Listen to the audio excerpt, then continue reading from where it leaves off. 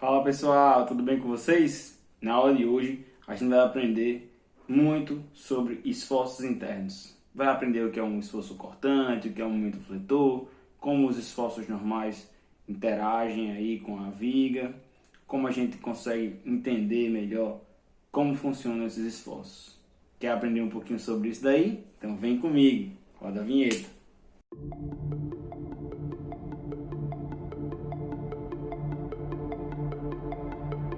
Os objetivos dessa aula são entender o que são forças externas e internas em uma estrutura, conhecer a relação dos tipos de forças estudados até agora com as forças internas, então a gente vai relacionar aqueles tipos de forças que a gente estudou, as reações, né, as cargas, com as forças internas calculadas até agora, e os principais tipos de esforços internos. Então, primeiramente, a gente vai conceituar, para compreender melhor, o que é uma força externa e o que é uma força interna, que é o conceito novo que a gente vai ver a partir de hoje. Tá? Então, as forças externas, como o nome diz, são aquelas que atuam fora do elemento estrutural. Né? Então, tem um elemento estrutural, uma viga, por exemplo, a carga externa é que atua fora, né? O peso de uma alvenaria, vento, tudo isso é carga externa. Tá? São essas forças externas, tá, que solicitam os elementos estruturais. Tá? Então, tem um elemento estrutural lá, uma viga, por exemplo. Né? E aí, se essa viga não está recebendo nenhuma força externa, ela não vai sofrer solicitação, ou seja, ela não vai gerar forças internas. Tá? Quando atua uma força externa, sei lá, você vai lá e bota um peso grande lá, um monte de sacos de cimento em cima da viga. Está atuando uma força externa em cima da viga. Quando essa força externa atua, aí é que as forças internas vão aparecer, que são os esforços internos. Tá?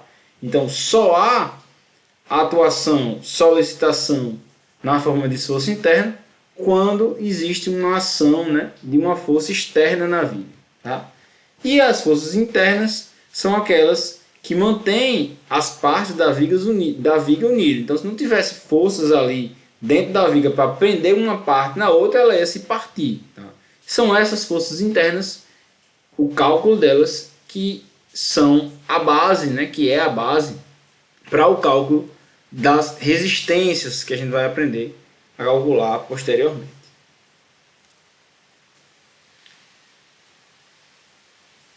O projeto de qualquer elemento estrutural, portanto, requer uma investigação dessas cargas, tá? Ou seja, das cargas que atuam dentro dos elementos estruturais. Para quê? Para garantir que esse material resista àquela força externa, aquele carregamento externo que ele está sendo submetido. Então, é a partir desses esforços internos que a gente vai verificar se a viga resiste ou não a um determinado carregamento. Ou seja, se ela vai ter a resistência suficiente, vamos dizer assim, para aguentar aquela carga, aguentar aquele peso. Aqui a gente vê algumas imagens, né? Vocês verem, né? Algumas imagens de alguns elementos estruturais para ter ideia, né? Esse arco aqui, por exemplo, está sustentando, né? Resistindo à força de todos os cabos, consequentemente estão segurando toda essa cobertura de vidro aqui, né? Certo? E aqui um edifício tradicional, né, com vigas, lajes e pilares. Então as lajes estão apoiadas nas vigas e, portanto, as vigas têm que resistir ao peso da laje.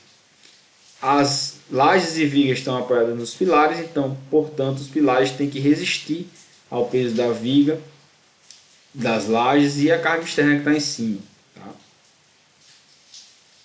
Então, as forças externas são diversas. Tá? Pode ser uma força pontual devido a um carregamento, devido a um peso pontual. Pode ser uma força superficial, que é distribuída numa área. Pode ser uma força linear distribuída, né? Ou seja, distribuída num comprimento. Pode ser o peso de um corpo, né? O próprio peso nosso, né? O peso da própria viga. Tá? As reações de apoio também são cargas externas, ou seja, quando você tem uma viga apoiada em algum outro elemento, a viga ela sofre uma reação de apoio. Aquela reação de apoio é uma carga externa que atua na viga. Tá? Então, as reações de apoio, para ficar bem claro para vocês, também são forças externas, tá? A gente já viu elas e, para ficar claro aqui mais uma vez, as reações de apoio são forças externas, não são forças internas. E as forças internas, pessoal, como eu disse, são as que atuam dentro do elemento estrutural. Então não tem como eu ver, olhando o elemento estrutural de fora, não tem como eu ver essas forças internas, porque elas estão lá dentro. Então quando eu olho o elemento estrutural de fora, como vocês podem ver aqui nessa imagem mais à esquerda, que eu estou apontando agora com laser, eu só vejo as forças externas. Para eu ver as forças internas, eu tenho que pegar alguma coisa e cortar esse elemento estrutural no meio. Tá? Essa é só uma analogia, tá? Para a gente entender melhor. Não é que se eu cortar realmente um elemento estrutural, eu vou ver as forças lá dentro. Certo? O que eu quero dizer é que as forças estão dentro do elemento estrutural. Certo? Então, se eu cortar, por exemplo, teoricamente, a gente ia ver essas forças lá dentro. Elas estão dentro mesmo, na seção do elemento estrutural. E aí, essas forças internas, elas são divididas em 4 grupos. Na verdade, são 2 tipos de força e 2 tipos de momento. As forças são a força normal e a força de cisalhamento, que a gente também pode chamar de esforço cortante. E os momentos são o momento de torção, ou o momento torsor, e o momento fletor. Tá? Então, são esses os esforços internos. Por isso que é melhor chamar esforços internos, porque tem momentos e tem forças. Então são esses os esforços internos que atuam dentro de um elemento estrutural. Então, para uma viga, né, uma viga reta, né, uma barra longa, reta, em formato prismático, e a gente vai analisar ela apenas em 2 dimensões, que é até onde a gente vai no estudo aqui dessa disciplina, a gente vai ter apenas 3 forças internas, tá? 3 esforços internos. A força de cisalhamento, que aqui eu vou chamar muito mais de esforço cortante, tá? Que é representado por essa letra V e atua sempre, né, paralelo à seção transversal. Então tá aqui a viga cortada, esse tracinho, então ele está na mesma direção da viga cortada, né? Por isso que eu digo que ele é paralelo à seção. Tem a força normal que atua perpendicular à seção, né? Ou seja, está aqui a seção em pé, ela está atuando deitada, então ela está perpendicular à seção. E tem o momento fletor, que é um momento, né? Uma tendência de giro que a viga está sofrendo, que atua aí, né, nessa direção aí, tá? Com o vetor de seta dupla, ou seja, o seu polegar no sentido aí transversal ao plano do papel, né? Ao plano da folha. Aqui em cima mostram eles detalhadamente. Aqui embaixo é só um corte da viga, né? Então se você pegar essa viga e fizer um corte aqui nesse ponto C, você vai ver ao lado esquerdo esforço cortante, força normal e momento fletor. E do lado direito também, esforço cortante, força normal, momento fletor. Como essas forças são internas, elas têm que se cancelar, ou seja, elas têm que se anular. Por isso, o cortante de um lado está para baixo, o outro para cima, então somando os dois daria 0.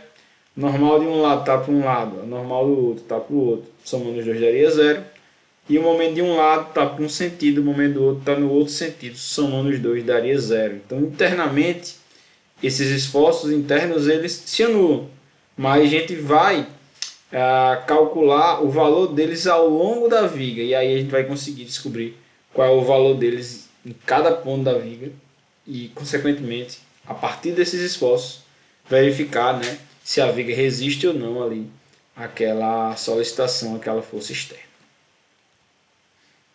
Então, só para detalhar mais ainda, né, para vocês entenderem melhor, a força normal, que é essa aqui, que é representada por esse Nzinho, é aquela que atua perpendicular à seção transversal e tem, né, o efeito de puxar a viga, tá? Ou seja, se ele está puxando a viga, essa força normal está puxando a viga, ela está exercendo uma força de tração. Se ela está empurrando a viga, ou seja, se ela estivesse aqui no sentido contrário, ela estaria comprimindo a viga, tá? Então está exercendo uma solicitação de compressão. Tá? Então a força normal, só esses 2 tipos, ou tração ou compressão. Tá? O esforço cortante ou força de cisalhamento, que é esse Vzinho, certo? ele atua paralelo à seção transversal ou tangente à seção transversal, como está escrito aí no texto. E a tendência aqui, né, a solicitação que ele faz é uma solicitação de tender a cortar a viga, né? Então olha aí no videozinho da janelinha, ó. Se tem dois pedaços de viga aqui, quando o esforço cortante atua, é como se ele quisesse partir a viga assim, ó. Então um pedaço de viga iria para cima, outro pedaço de viga iria para baixo e ali se partiria ali em dois pedaços, tá? Não acontece isso porque o material tem uma resistência ao cisalhamento e aí não deixa partir. Mas se o material for muito frágil, ele parte sim. Um teste que a gente pode fazer é com um giz. Se tiverem um giz em casa, você pega um giz, segura com uma mão de um lado, uma mão do outro e faz uma força para baixo e uma força para cima, assim, uma de cada lado. Vamos ver que ele vai partir bem direitinho, tá? E isso é uma forma de entender como o esforço cortante atua, tá? E aí o momento fletor, que é esse aqui embaixo, que pode atuar em qualquer eixo, com exceção ao longo, né, longitudinalmente ao comprimento, certo? E ele causa um efeito de flexão, ou seja, você tem aí, né, você tem aí um elemento estrutural, por exemplo, imagine aqui uma laje, tá? E aí esse momento fletor ele vai tender a fazer isso aqui com a laje, ó. Fletir, né? Rotacionar aqui os lados da laje fazendo uma barriguinha nela. O nome disso é flexão, como a gente viu lá no início do curso, quando a gente estava estudando os tipos de solicitação, tá bom? Então são esses aí os esforços internos e os tipos de solicitação que estão atrelados a eles. Aí um exemplozinho de esforço normal, só para vocês entenderem direitinho, né? É que quando a força normal está aqui no sentido, né, de empurrar o pedacinho de viga, você tem um pedacinho de viga AB aqui, essa força que está embaixo está empurrando para cima, essa força que está em cima está empurrando para baixo, então elas duas estão fazendo isso aqui, né? Um empurrando para cima, outro empurrando para baixo, então elas estão fazendo isso assim com o elemento estrutural. Então isso aqui está gerando uma compressão, aqui também. Se tivesse ao contrário, estaria gerando uma tração. Tá? Aqui mais, né, mostrando, né, exemplos de esforço cortante, né, para vocês conseguirem visualizar. Então tá aqui, né, se a gente cortasse a viga, a gente ia ver os esforços cortantes e aí a viga fazendo isso aqui, né, querendo se partir. Uma vai para baixo e outra vai para cima. Ou vice-versa, né, certo? Os sentidos a gente vai ver um pouquinho mais lá na frente, tá? E aí o sentido de momento, né, que é aquele sentido de flexão. Então para a viga, né, se pegasse, né, um pedaço de viga, você teria uma flexão, então o elemento de viga ia rotacionar assim, certo? Se ele rotaciona para baixo, fazendo uma barriguinha para baixo, o momento fletor é positivo. Se ele rotaciona fazendo uma barriguinha para cima, o momento fletor é negativo, tá? Essa é a convenção. A convenção, pessoal, serve apenas para a gente estipular um sentido positivo para a avaliação de cada efeito.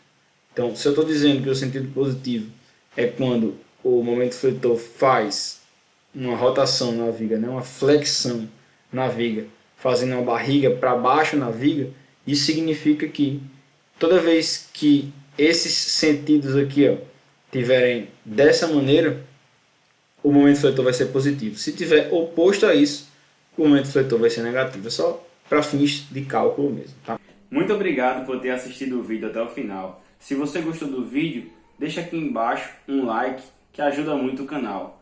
Também aproveita para se inscrever e não perder nenhum conteúdo das novas aulas que virão por aí. Se você tiver com alguma dúvida, é só deixar um comentário aqui embaixo que a gente vai te responder o mais rápido possível. Um grande abraço e até a próxima aula.